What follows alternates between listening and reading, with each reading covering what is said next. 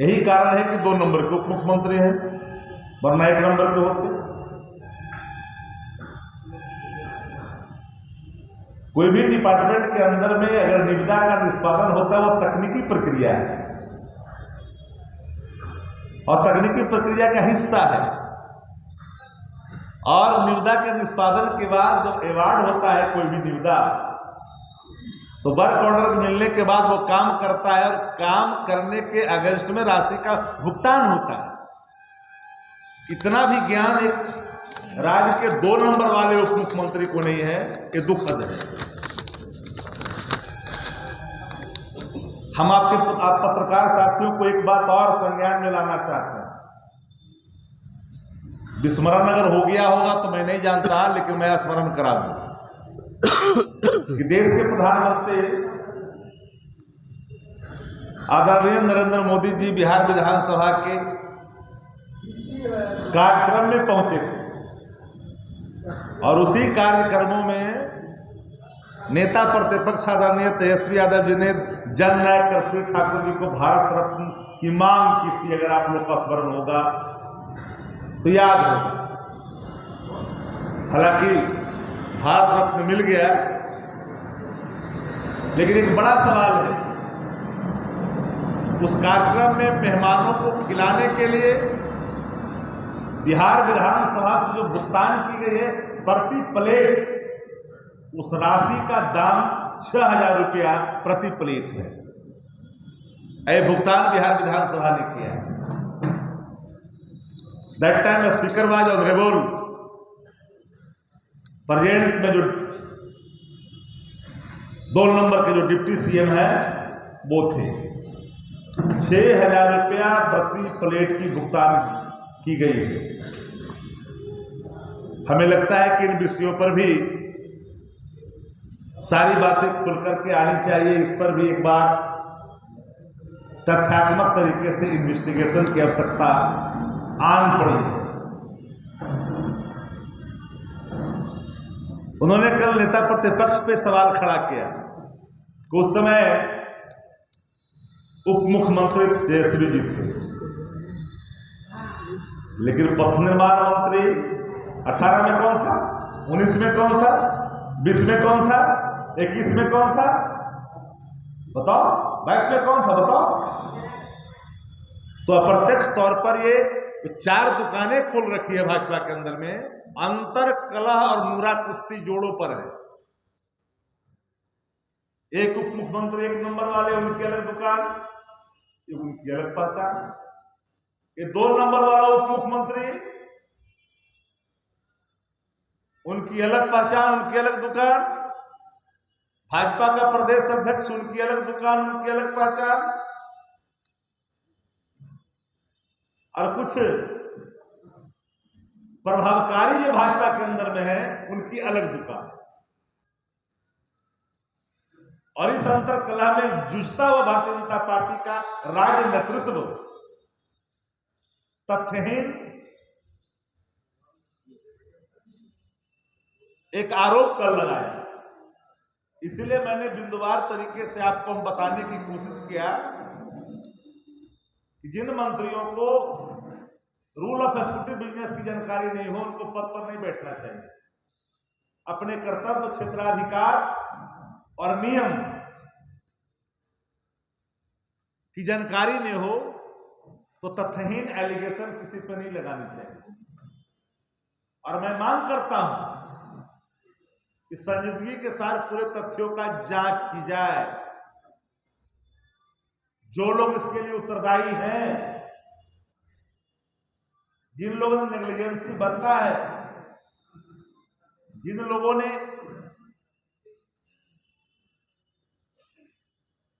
आवंटन नाजायज तरीके से लिया है, भुगतान नाजायज तरीके से लिया है, उन पर कार्रवाई कठोरतम की जानी चाहिए।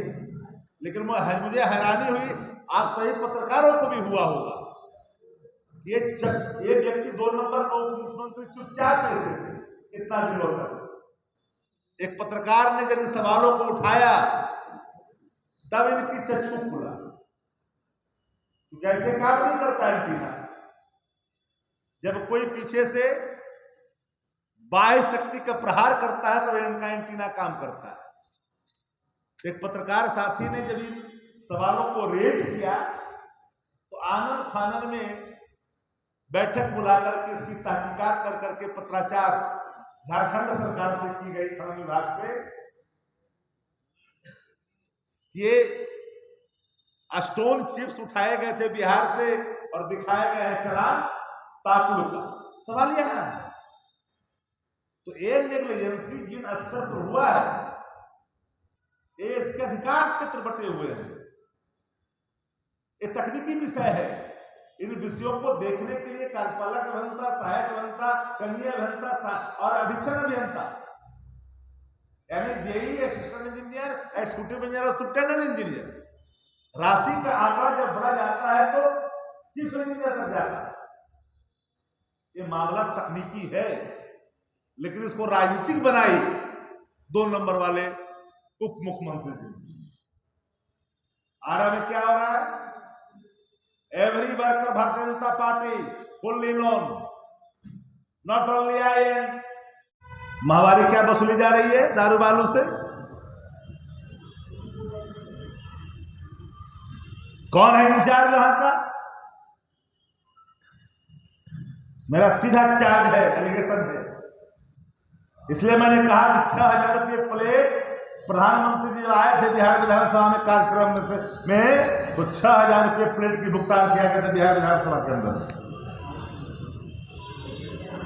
हम लोग कोई पॉलिटिकल एलिगेशन नहीं लगाते, हम तो वही कह रहे हैं जो नियम कह रहा है, हम वही कह रहे हैं जो हुआ है।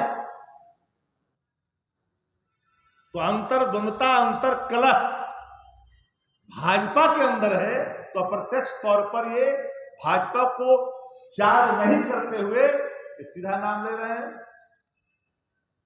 कोई रोका कार्रवाई करने से? आपने अभी तक कौन सी कार्रवाई की? काली सूची में डालने की प्रक्रिया की, वसूली की प्रक्रिया की, एफआईआर आपने दर्ज किया उसके अगेंस्ट में, 120 भी उस पर अप्लाई करना चाहिए, आपने लगाया क्या? अगर साजिश किया है तो आप प्रेस को बुला करके, आप प्रेस कॉन्फ्रेंस कर करके अपना दामन छुड़ाना चाह रहे हैं। उस समय अपर मुख्य सचिव कौन थे?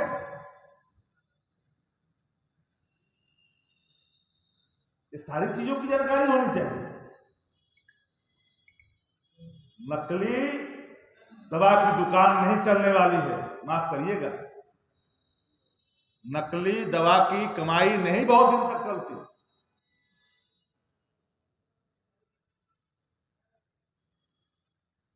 इसलिए पूरे तौर पर जो एलिगेशन तथ्यहीन, विदाउट एविडेंस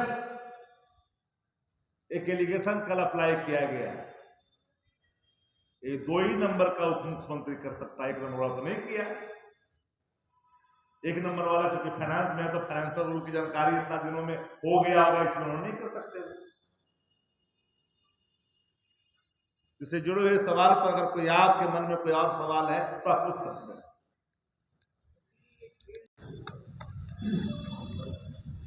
आप लोगों ने देखा कल कि जो 2 नंबर वाले उप मुख्यमंत्री हैं जिनके दर्जे दूसरे नंबर की, 1 नंबर वाले जो उप मुख्यमंत्री हैं उनके पास तो वित्त विभाग है और 2 नंबर वाले जो उप मुख्यमंत्री हैं उनके पास पथ निर्माण और खनन विभाग है।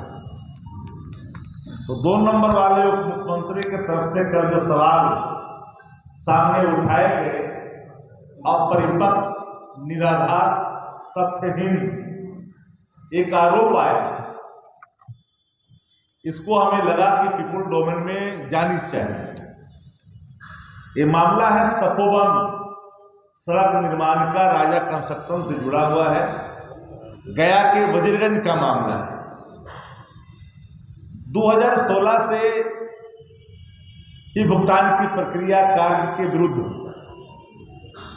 कार्यपालक अभियंता, कनीय अभियंता और सहायक अभियंता के अनुमोदन के उपरांत भुगतान की राशि किस्त बाई किस्त राजा कंस्ट्रक्शन को प्राप्त होता गया। कोई भी समझदार व्यक्ति जिनको फाइनेंशियल रूल का या जिनको विभाग की समझ होगी, उनको इतना ज्ञान जरूर होगा कि भुगतान करने का अधिकार सिर्फ और सिर्फ कार्यपालक अभियंता, अधीक्षण अभियंता और मुख्य अभियंता को ही प्रदत्त है। और वह तब भी जब कनीय अभियंता एमडी बुक करते हैं, सहायक अभियंता देखते हैं, सारी प्रक्रियाओं से गुजरने के बाद भुगतान देय होता है। ये मामला पाकुड़ से जुड़ा हुआ है, चालान से जुड़ा हुआ है। असल बात भारतीय जनता पार्टी के अंदर आंतरिक कला के जो कई दुकानें खुल गई है, क्योंकि 16 से लेकर हम 25वां में हम लोग हैं, 2025 में आ गए। वो अप्रत्यक्ष तौर पर नंदकिशोर यादव जी को और नितिन नवीन जी को टारगेट कर रहे हैं। ये टारगेट कर रहे हैं नितिन नवीन जी को और ये टारगेट कर रहे हैं नंदकिशोर जी को। मंगल पांडे भी कहीं आधार पर होंगे, क्योंकि उनके कार्यकाल में भी भुगतान हुए हैं। नादानियत के स्वर एक जिम्मेदार पद पर बैठे वाले व्यक्ति से नहीं आनी चाहिए। प्रेस वार्ता एक भारतीय होने के नाते, सनातन धर्मावलंबी होने के नाते और एक भारतीय होने के नाते राज्य सरकार की अव्यवस्था के कारण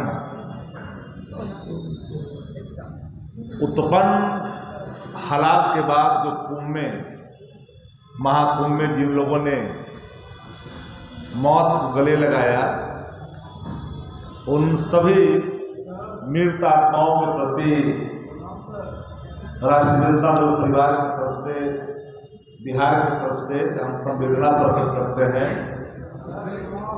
और परिजनों को दुख सहन करने की शक्ति प्रदान ईश्वर करें, यह भी हम कामना महादेव से करते हैं। क्योंकि महाकुंभ 2013 में भी हुआ था। इस बार के स्वांग जिस तरह से राज्य की सरकार ने रची, मानो कि महाकुंभ की पहली और आखिरी शाही स्नान है। अव्यवस्था ने कई परिवारों को बिछड़ने पर मजबूर किया। राज्य सरकार ने, उत्तर प्रदेश की सरकार और केंद्र की सरकार ने सनातन कर्तव्यों का निर्वहन नहीं किया और ना ही सनातन आचरण की उदारता दिखाई। हर भारतीय आज दुखी है उस गम भरी खबर को सुनकर जिन लोगों ने उस कुंभ में जाने के बाद। हम मांग भी करते हैं कि सरकार 50-50 लाख रुपए की मुआवजा की राशि का ऐलान करे। जो लोग राज्य सरकार की अव्यवस्था के कारण कुंभ में अपने जाने गए, यह हमारा कर्तव्य था। इन कर्तव्यों का निर्वहन के बाद मैं आता हूं मूल सवालों पर, जिन सवालों को लेकर के कल से ही पत्रकार साथी इधर उधर घूम रहे थे।